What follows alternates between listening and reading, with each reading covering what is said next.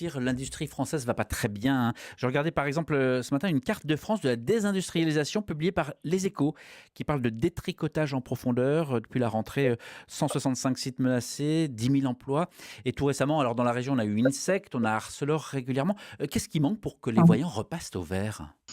Après, vous le savez, l'industrie, c'est un temps long. Donc forcément, c'est de l'investissement public et de l'accompagnement et donc une stabilité aussi, hein, quoi qu'on en dise, c'est important. Mais ça, je pense que ça fait une dizaine d'années qu'on a cette visibilité. La problématique, c'est que la France et l'Europe aussi ne possèdent pas forcément de matières premières. On parle beaucoup de terres rares notamment.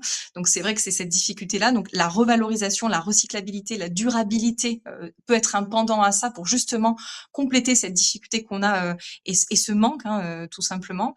Il y a aussi la maîtrise des coûts de l'énergie. Quoi qu'on en dise, aujourd'hui, il y a aussi cette tension qui est faite. Et c'est vrai que pouvoir maintenir, baisser des prix d'électricité, ça a un impact direct et ça permet d'améliorer la productivité parce qu'on réduit une partie des charges. Après, il y a aussi d'autres sujets aujourd'hui. Il faut un protectionnisme européen.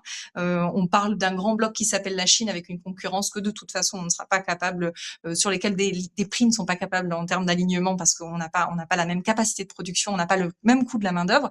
Il y a aussi les difficultés qu'on connaît aujourd'hui géopolitiques avec les États-Unis. Donc ça va être aussi travailler sur ces enjeux de protectionnisme. Donc il y a du législatif, il y a du soutien de l'investissement, et puis après c'est bien évidemment faire en sorte qu'on trouve les bons emplois, qu'on trouve les bons talents.